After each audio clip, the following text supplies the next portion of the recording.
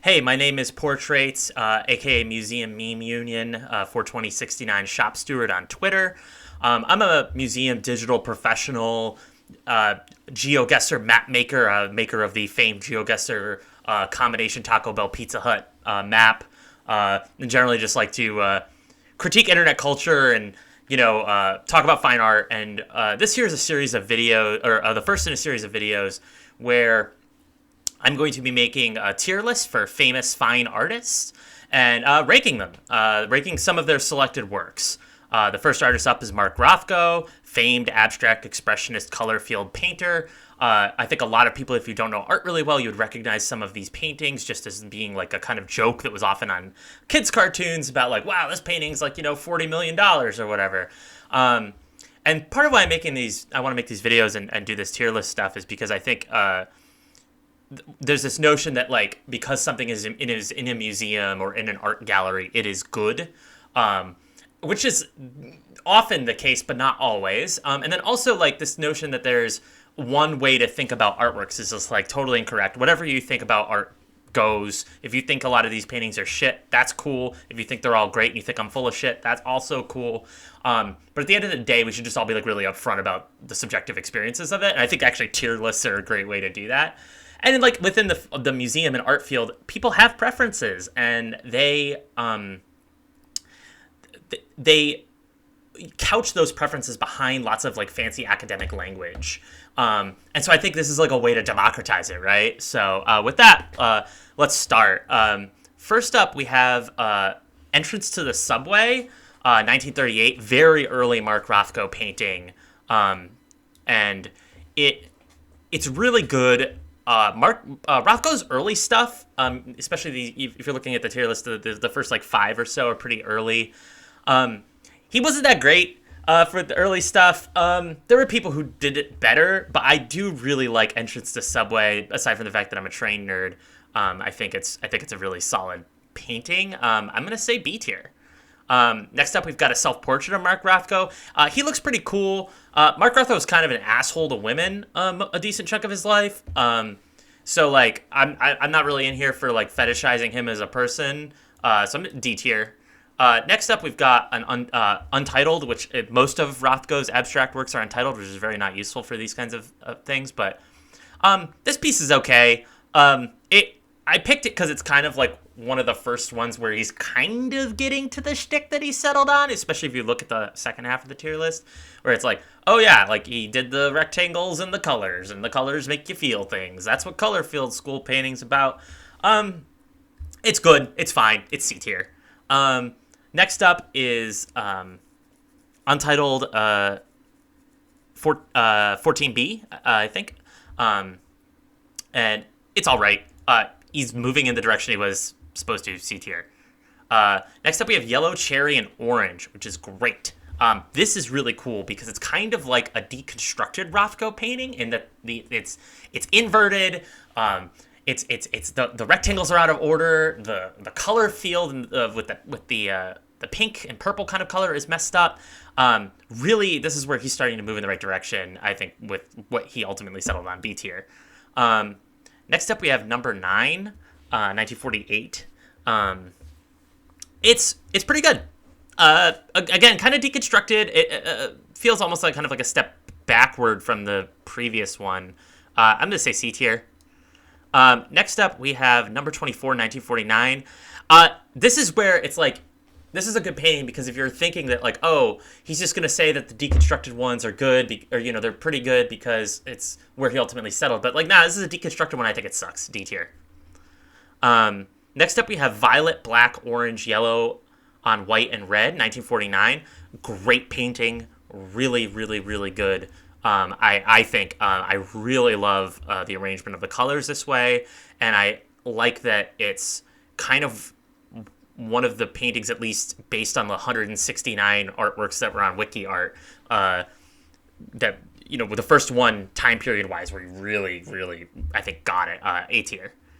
And then the next one is number 5, number 22, 1949 to 1950. Again, really getting it. I think the key thing with the rest of this, now that we're in the part of the tier list where Rothko's really into his shit, I think what's important to remember is what he's trying to do, right? Which is like color field school, about like really, really nuanced uses of color and like emotions, making you feel things. So like when you look at these paintings, like really like ask yourself, what do you feel when you see these arrangements of colors this way? And I think part of what's difficult about Rothko, especially in like the way that people operate in like say a museum or an art gallery, is you really need to sit with them, like, you know, good 30 minutes or so, which nobody's gonna fucking do, obviously, and I'm not telling you to go out and do it.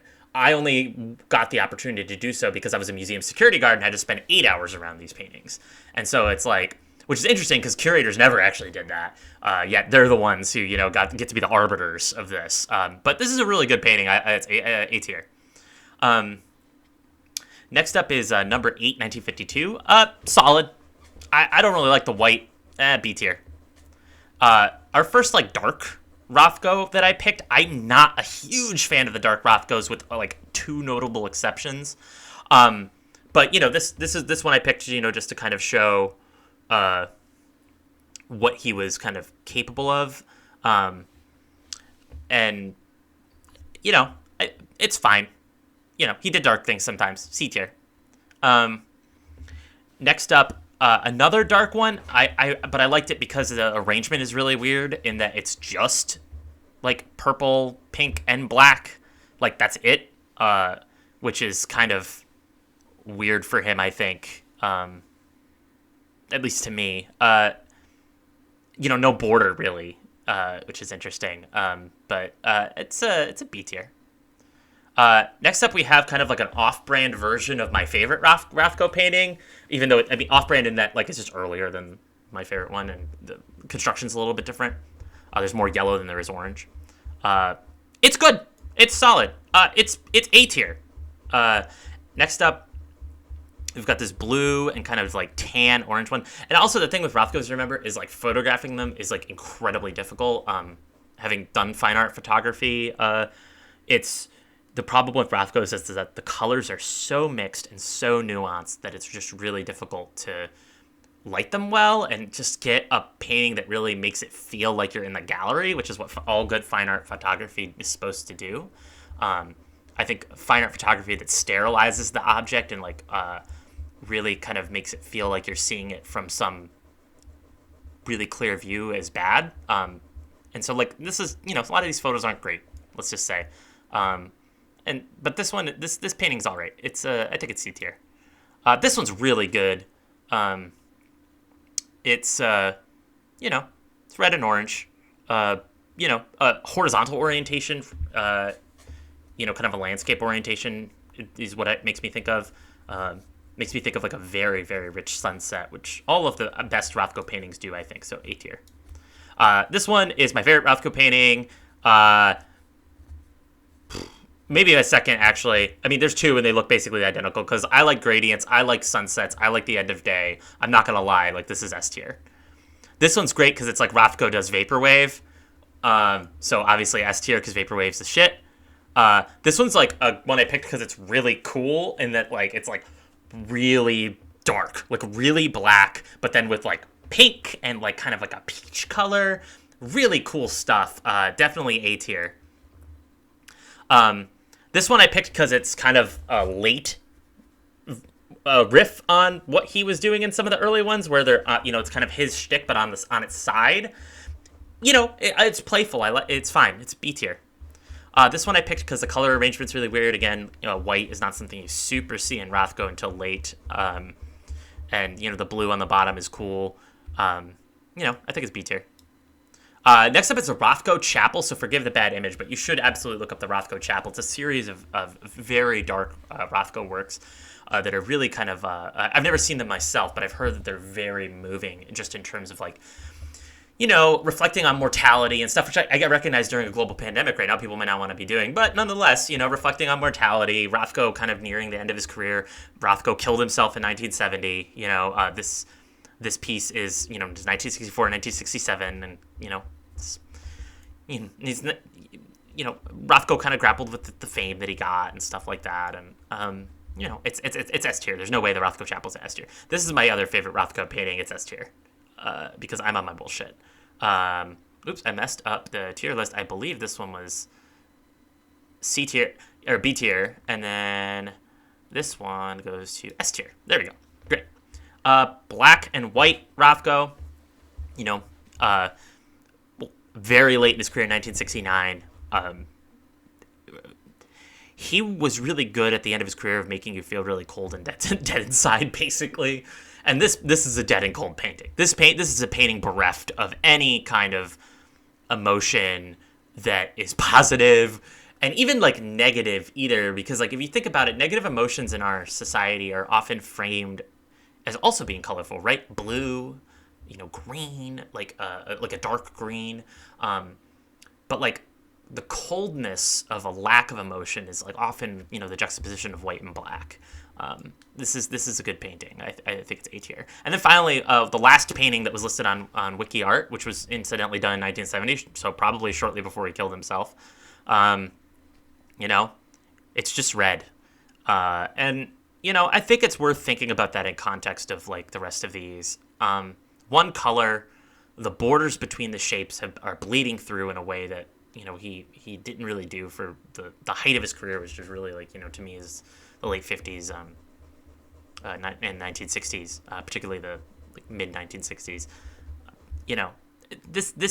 This feels like trying to do a thing that you've been doing your whole life, trying to change it and realizing at the end of the day that like all that's left is like just raw color, raw emotion. And that's kind of what Rothko is all about. So I think this is S tier.